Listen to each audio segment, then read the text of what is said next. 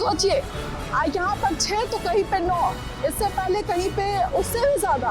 आपको याद होगा पिछली बार भी इसी तरीके से लगातार बिल्डिंगें गिरी थी, लेकिन कार्यवाही के नाम पे दिल्ली सरकार में बैठे लोग इससे पहले क्या करते रहे या फिर आज क्या कर रहे हैं और कैसी अवैध बिल्डिंगें बन रही है, सबसे बड़ा सवाल ये उठता है। जोरदार धमाके के साथ, एक विस्फोट के साथ ये बताया कि एमसीडी की लापरवाही दिल्ली में किस तरीके से देखने को मिल रही है। लगातार दिल्ली में अब तक 3 बिल्डिंगें गिर चुकी है। काम हो रहा था, उस वक्त सरकारें कहाँ सोई हुई थी, सवाल ये उठता है। उस वक्त एमसीडी कहाँ सोया हुआ था और वो कौन से लोग थे जिन्होंने इसे साइन किया कि ठीक है इन बिल्डिंगों को बनने दिया जाए।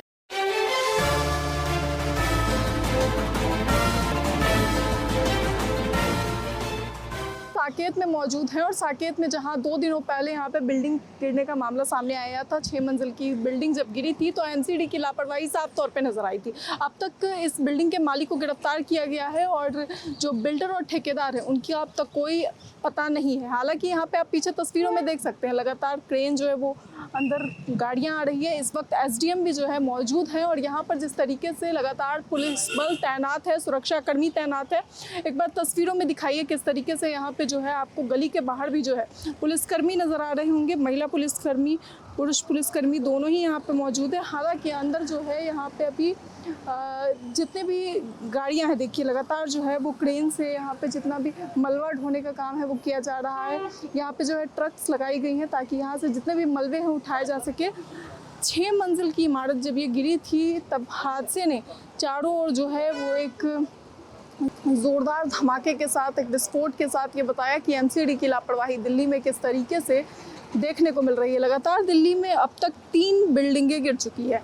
जिस तरीके से यहाँ पे बिल्डिंग गिरी उसके 2 दिनों बाद ही आज जो है एक बार फिर से मुकुंदपुर में बिल्डिंग गिरी है और मुकुंदपुर में गिरी हुई बिल्डिंग में भी जो है कई लोगों के घायल होने का अब तक जो है समाचार सामने आया है। और इसमें जिस तरीके से 6 लोग घायल हुए थे उसके बाद जो है इमारत के मालिक कर्मवीर जैलदार को भी जो है गिरफ्तारी हो चुकी है। आपको बता दें कि ये बिल्डिंग जो है लगभग 2012 के आसपास भी जो है वो सुर्खियों में आया था और उसके सुर्खियों में आने का कारण ये था कि उस समय भी ये पता चला था कि ये बिल्डिंग जो है अवैध है। इसे नोटिस दिया गया था कि इस बिल्डिंग को हटा दिया जाए। हालांकि उसके बावजूद इस बिल्डिंग पर किसी भी तरीके का जो है कोई भी एक्शन नहीं लिया गया। इस वक्त इस बिल्डिंग के गिरने के बाद जो है अब तक आसपास की जो 6 बिल्डिंगें हैं उन पर भी जो है एक्शन लिया गया है, उन्हें भी जो है नोटिस दिया गया है। साफ तौर पर कहा गया है कि इन बिल्डिंगों को भी जो है गिराया जाए क्योंकि इनकी भी जो नींव है वो कमजोर है। अवैध तरीके से इन्हें भी कंस्ट्रक्ट किया गया है। और पीछे एक बार दिखाइए, तस्वीर दिखाइए, यहाँ पे जो है क्रेन लगी हुई आपको नजर आएगी। ये भी जो है अंदर जा रही है ताकि जो बड़े जो पार्ट्स हैं बिल्डिंग के अवैध निर्माण जो है उसको भी जो है हटाया जा सके। अब तक 72 घंटों का जो समय सीनियर अधिकारियों को दिया गया था बिल्डिंग खाली करने के लिए, वो जो है लगभग समाप्त होने के और उसमें आप देख सकते हैं कि यहाँ पे जो है लगातार सिविल डिफेंस अपने काम में लगी हुई है, काम में जुटी हुई है। लगातार जिस तरीके से काम हो रहा है, लगातार यहाँ पर दिल्ली पुलिस के जितने भी अधिकारी हैं वो भी जो है अपने कार्य में जुटे हुए हैं। हालांकि उसके बावजूद यहाँ पर जिस तरीके से ये लापरवाही देखने को मिली, एमसीडी की लापरवाही दिल्ली के अलग अलग क्षेत्रों में देखने को मिलती है। बार बार वो शालीमार बाग हो या फिर दिल्ली के अन्य क्षेत्र हो, उन सभी जगहों पर जैसे अवैध अतिक्रमण देखने को मिलते हैं और उसके बाद उन पर नोटिस दिया जा रहा है। सवाल ये उठता है कि आज से पहले की सरकारें क्या कर रही थी?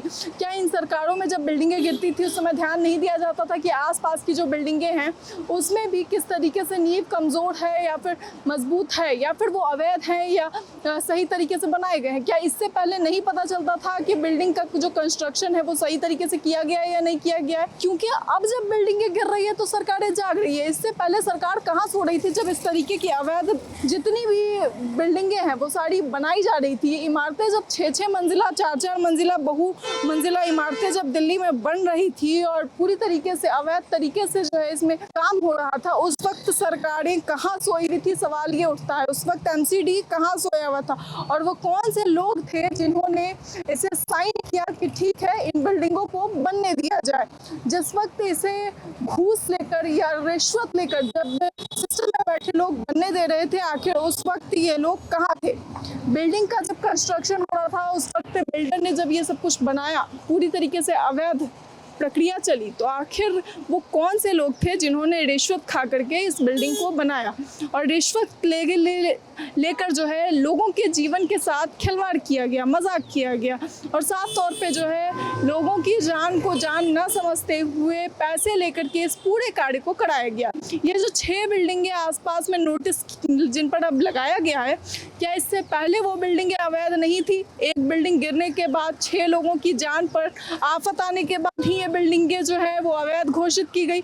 इस वक्त अगर हम दिल्ली में जांच करें तो लगभग 50% जो बिल्डिंगें हैं उसे अवैध तरीके से बनाया जाता है और उसमें जितने भी कंस्ट्रक्शन कंपनियां हैं, जितने भी बिल्डर्स हैं, जितने भी लोग हैं, उसमें जिस तरीके से घूस खाया जाता है, रिश्वत ली जाती है और उसके बाद इन बिल्डिंगों को बनाने की परमिशन दी जाती है, सवाल ये उठता है कि ये सारी चीज़ें बिल्डिंग गिरने से पहले कहाँ रहती है। अब आप देख सकते हैं तस्वीरों में वहाँ पे किस तरीके से जो है लगातार यहाँ पे क्रेन, ट्रक्स और जितनी भी गाड़ियाँ हैं वो पहुँच रही है, लगातार जो है कार्यवाही की जा रही है और उसके बाद जो है इस एक्शन के साथ साफ तौर पे जो है दिखाया जा रहा है कि एमसीडी जो है अब ऑन ड्यूटी है। लेकिन इससे पहले जब बिल्डिंग गिर रही थी तब एमसीडी के वो सिस्टम के अधिकारी कहाँ थे जो इस वक्त जो है वो एक्शन मोड में नज़र आ रहे हैं?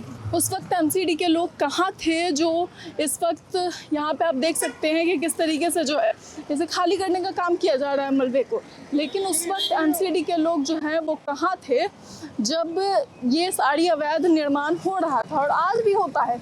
आखिर उस वक्त एमसीडी के लोग जो हैं कहाँ रहते हैं? आप देख सकते हैं एसडीएम की गाड़ी जो है इस वक्त यहाँ से निकल रही है और साफ तौर पे दौरे के लिए जो है पहुँचे हुए थे और यहाँ पे जो है देख सकते हैं आप एसडीएम की गाड़ी के पीछे ही जो है ये देखिए जितने भी ट्रक वगैरह है वो सब भी निकल रहे हैं। लगातार जिस तरीके से यहाँ पे अधिकारियों का जो है आना जाना लगा हुआ है, अधिकारियों का जो है लगातार यहाँ पे आकर के देखा जा रहा है, लगातार जो है यहाँ पे आकर के वो चेक कर रहे हैं कि काम किस तरीके से हो रहा है। 72 घंटे का जो इन लोगों को टाइमलाइन दिया गया है उसके अंदर जिस तरीके से काम हो रहा है आप देख सकते हैं। सिविल डिफेंस के जितने भी लोग हैं वो सारे जो है अपने काम में लगे हुए हैं, लगातार जिस तरीके से यहाँ पे कार्यवाही की जा रही है। हालांकि इस सब कार्यवाही के बाद भी सवाल यही उठता है कि दिल्ली में लगातार जिस तरीके से 3 बिल्डिंगें गिरी हैं, सवाल ये है कि आखिर एमसीडी के वो कौन से सिस्टम में करप्ट लोग हैं जो इन बिल्डिंगों को बनने देते हैं। अवैध निर्माण होता है उस वक्त जब सरकारें होती हैं तो वो क्या कर रही होती हैं और जब बिल्डिंग गिर जाती है लोग उसमें घायल होते हैं, लोगों की जाने जाती है, उसके बाद ये लोग कहते हैं कि बिल्डिंग जो है अवैध है और आसपास की भी जांच होनी चाहिए। 6 बिल्डिंगें जो है उसमें 6 इमारतें जो है बताई गई है कि अवैध है।